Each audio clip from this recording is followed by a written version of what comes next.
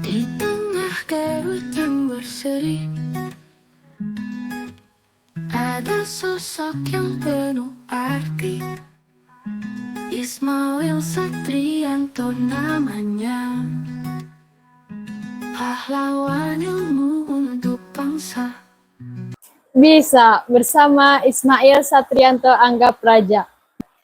Baik, Bapak, kali ini kita akan membahas tentang konsep kemandirian, ketergantungan, dan saling ketergantungan. Itu menarik sekali ya. Karena kemarin secara singkat harus diperdalam lagi mungkin sebagai upaya. Oh iya. Bagaimana tiga hal itu ada dalam kehidupan kita sehari-hari. Dan nanti kita bakal tahu seperti apa posisi kita itu ada di ketergantungan, di kemandirian, atau saling ketergantungan. Dan mana yang lebih baik begitu ya. Oh ya, baik ya. Bahwa kehidupan kita ini ada dua ya. Ada lingkaran pengaruh, ada lingkaran kekhawatiran. Nah, petanya seperti ini. Ya, petanya. Manusia itu memiliki lingkaran khawatir dan lingkaran pengaruh. Orang yang berada dalam ketergantungan itu lingkaran kekhawatirannya lebih banyak. Ya, ya, mendominasi lingkaran kekhawatirannya. Lingkaran ketakutan, ya. Lingkaran ketersinggungan. Kalau kita ngomong tersinggung orang itu. Kenapa? Karena orang itu memang belum berkualitas. Namanya khawatir. Ya, lingkaran pengaruhnya ini, lingkaran pengaruhnya kecil nih, ya. Ini menekan. Lingkaran kekhawatiran itu akan menekan lingkaran pengaruh. Semakin dia khawatir, semakin lingkaran pengaruhnya hilang. Ya. Kepemimpinannya hilang. Hargaannya kurang. Ya. Maka itu ini adalah berada dalam ketergantungan.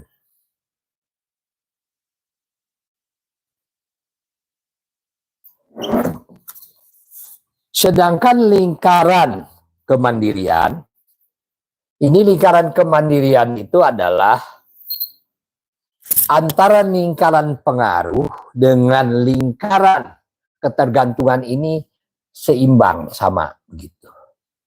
Ya, ini pengaruh dan lingkaran kekhawatirannya. Khawatir. Ini menyatu. Jadi ini kemandirian.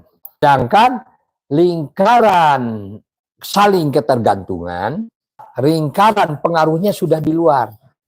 Lingkaran kekhawatiran. Lingkaran kekhawatirannya ada di dalam. Jadi lingkaran pengaruh ini mendesak lingkaran kekhawatiran. Inilah yang namanya saling ketergantungan. Jadi manusia itu ada ketergantungan, ada yang dimana lingkaran pengaruhnya kecil, lingkaran kekhawatirannya besar. Ini lingkaran kekhawatirannya menekan lingkaran pengaruh. Cara berpikirnya pesimis, penyakit si miskin. Pesimis, penyakit si miskin. Sedangkan lingkaran pengaruh, kemandirian, pengaruh dan lingkaran kekhawatirannya sudah merapat. Lihat bagaimana proses. Yang pertama adalah serendah-rendahnya manusia adalah ketergantungan. Lalu setelah ketergantungan masuk kepada kemandirian. Barulah yang tertinggi adalah saling ketergantungan. Ketergantungan adalah serendah-rendahnya manusia. Lingkaran kekhawatirannya lebih besar daripada lingkaran pengaruh. Begitu. Dia cepat tersinggung. Khawatir apabila istrinya dibawa orang. Khawatir apabila suaminya dibawa orang. Khawatir dengan mantan. Dan sebagainya. Itu adalah ketergantungan. Ya, begitu. Ketergantungan itu adalah di mana seseorang berada dalam titik yang terendah. Ketergantungan ini adalah serendah-rendahnya kehidupan manusia. Ketergantungan itu adalah di mana orang sangat rentan karena tergantung pada yang lain, tergantung pada lingkungan. Dia tidak bisa melakukan kegiatan yang mandiri. Jadi ada ketergantungan, ada kemandirian, ada saling ketergantungan. Ya. Nah, ketergantungan ini ketergantungan ini adalah serendah-rendahnya manusia.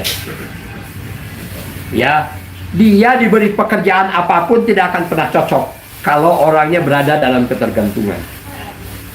Ya, sekali lagi, diberi pekerjaan apapun orang itu tidak pernah cocok. Ya, akhirnya jadi pengangguran nanti. Kenapa? Karena orang yang ketergantungan itu selalu punya 1000 alasan. Lalu ada kemandirian. Dan ada yang namanya saling ketergantungan. Ketergantungan itu lingkarannya, kalau ada dua manusia itu tadi ada dua. Ada lingkaran pengaruh, ada lingkaran kekhawatiran. Nah, orang yang berada dalam ketergantungan, lingkaran kekhawatirannya sangat besar. Sehingga kalau ditegur sedikit saja dia menangis. Ditegur sedikit saja orang sudah tidak bisa berkutik. Karena orang itu memang tidak berkualitas. Sangat ketergantungan.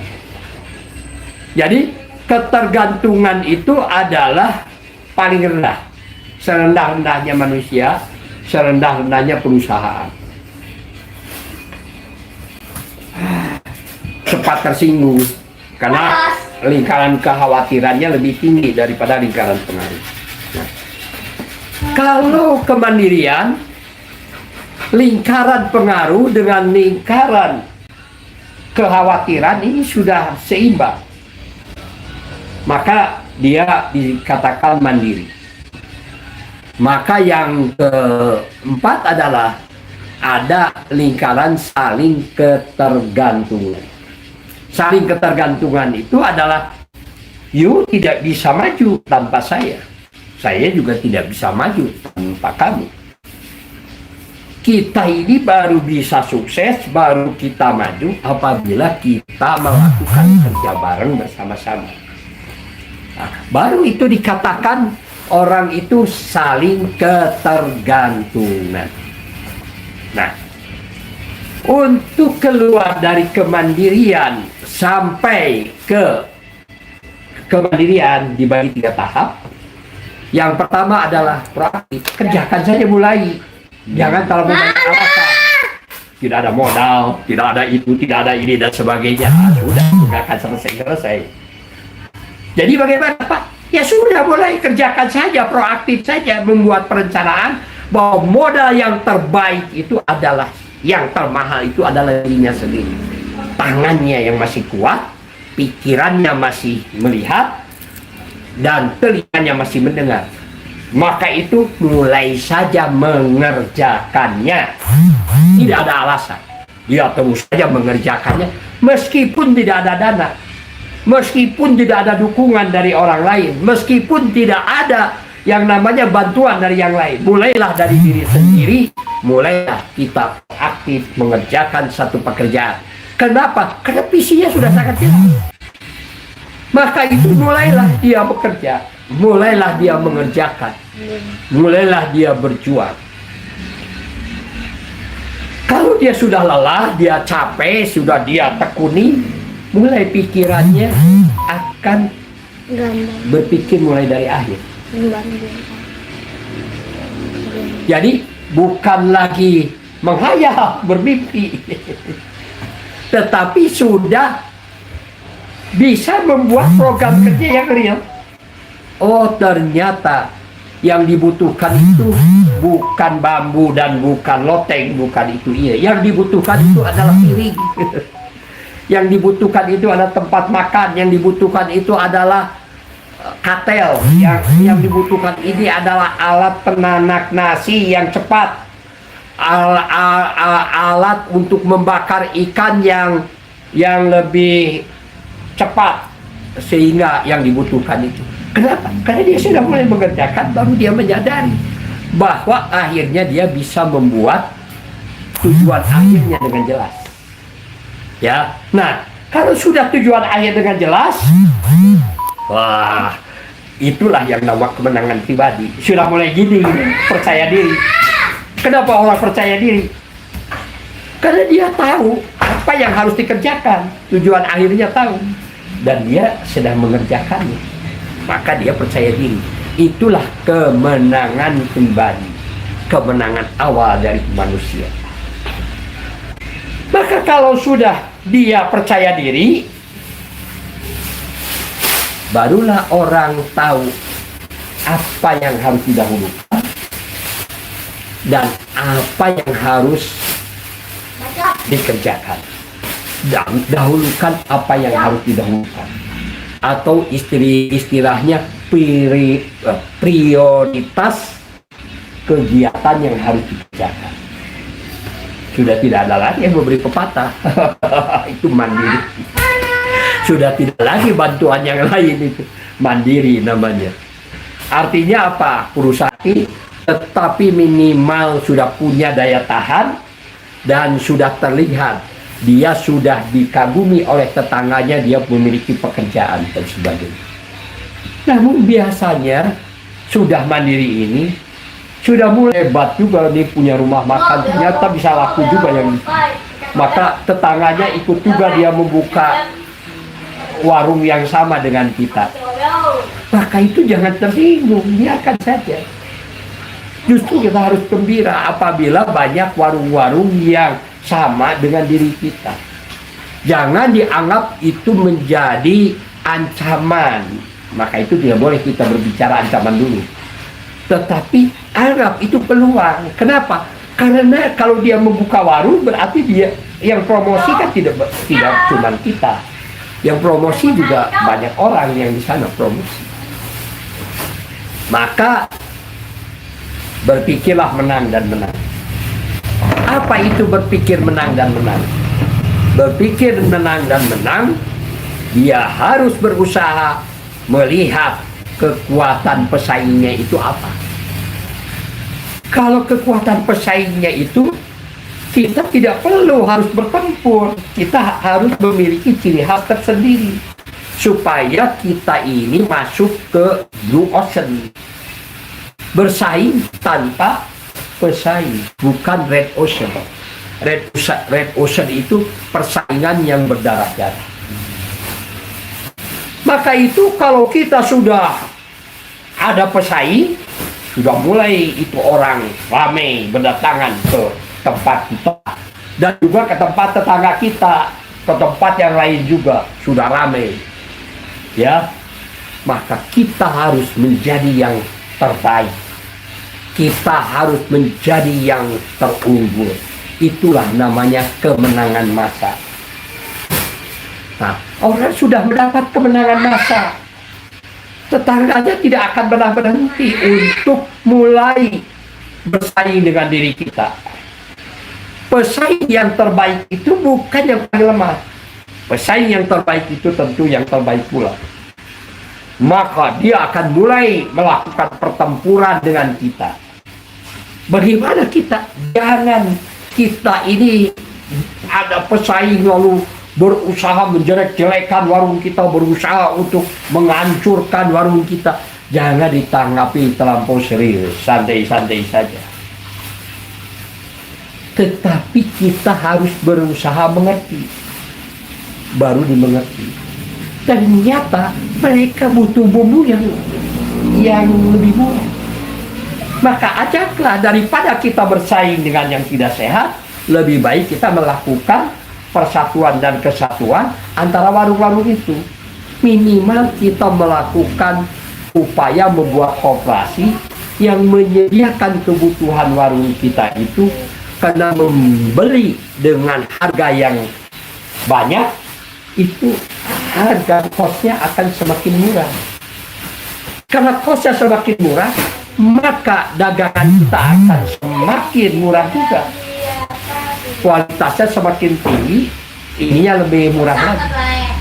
Maka tentu saja ini yang lain yang jauh-jauh ini akan berdatang mengalihkan.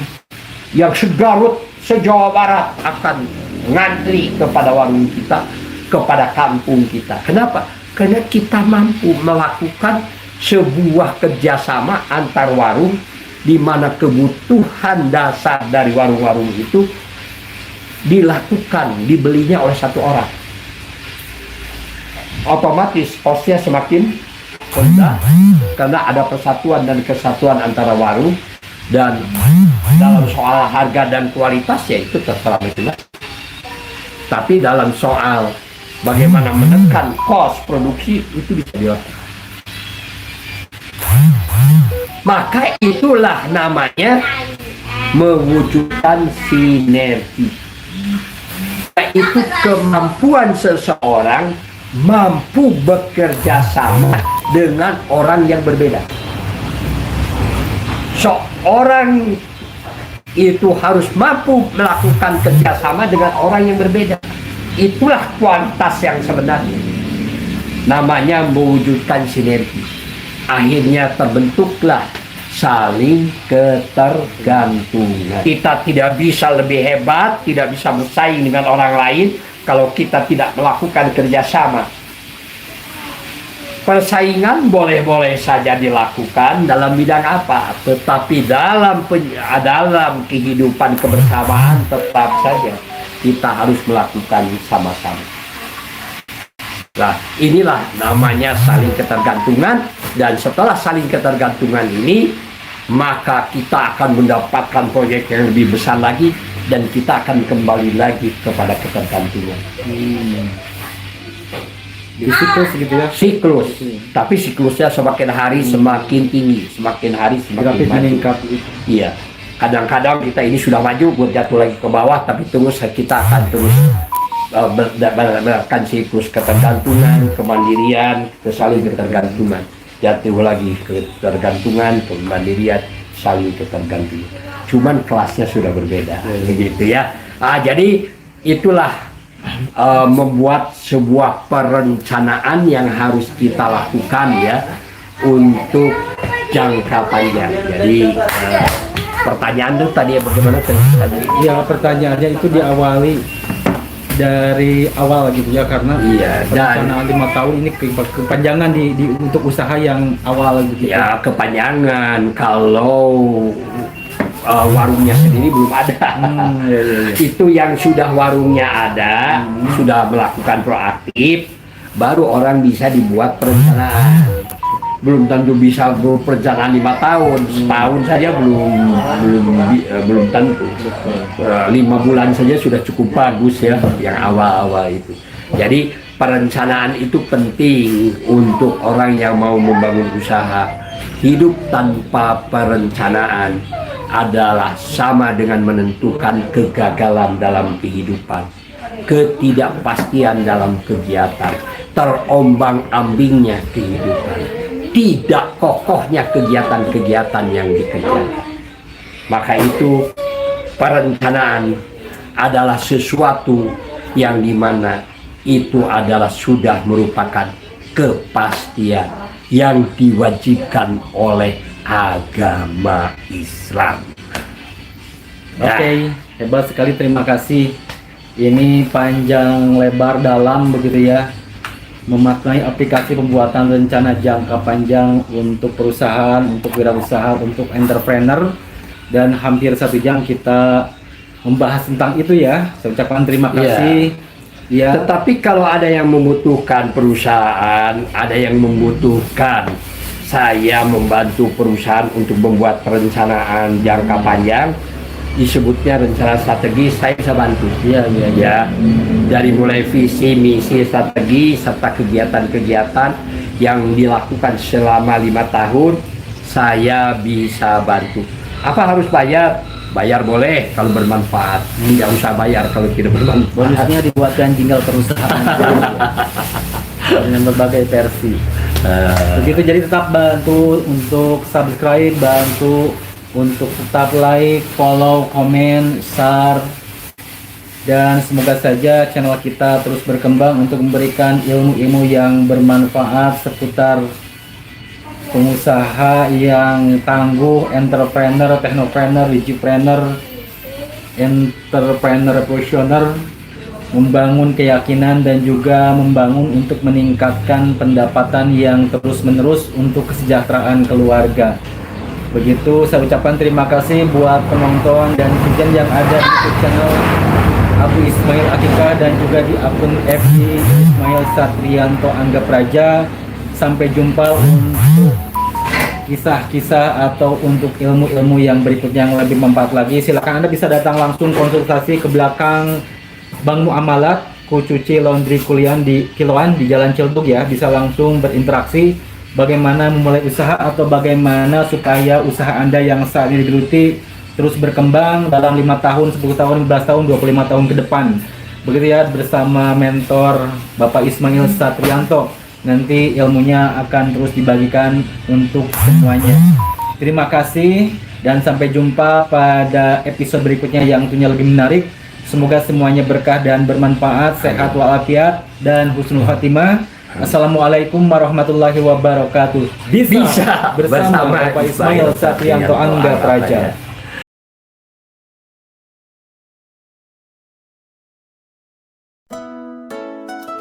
Rumah sederhana, penuh cinta dan kerja keras.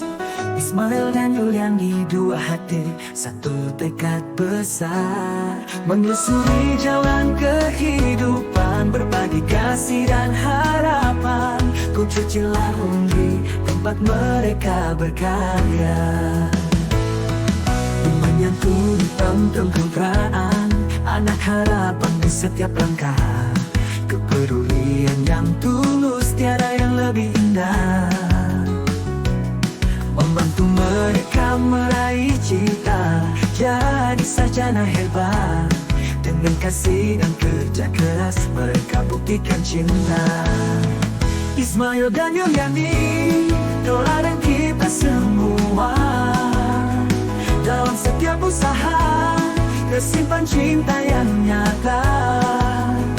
Di Kucuci Laundry, mereka mengabdi tanpa henti. Hidup untuk rakyat, jadi inspirasi di hati. Yuliani istri yang luar biasa, penuh dedikasi. Ismail suami yang ulet, sabar dalam langkah ini.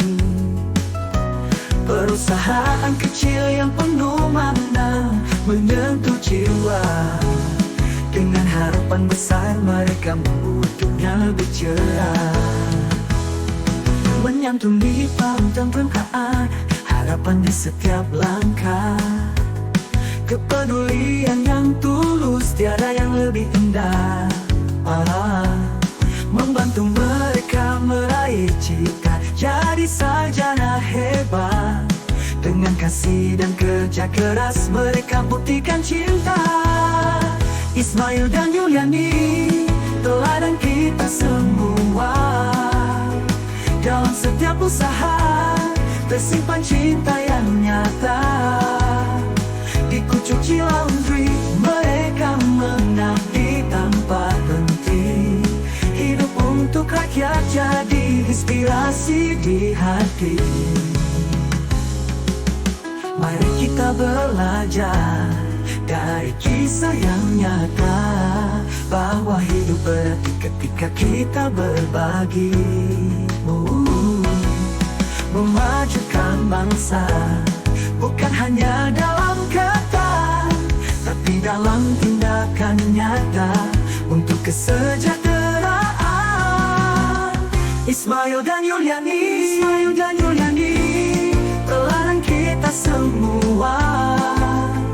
Dalam setiap usaha, tersimpan cinta yang nyata.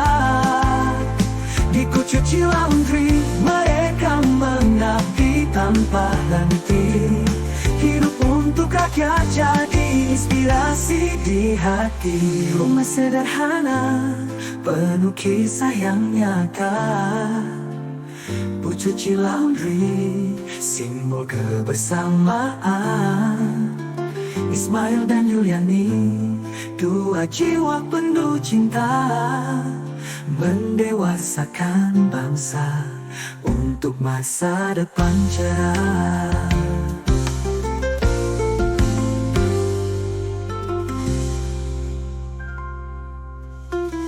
Di rumah sederhana penuh kisah yang nyata, bahwa hidup berarti ketika kita berbagi.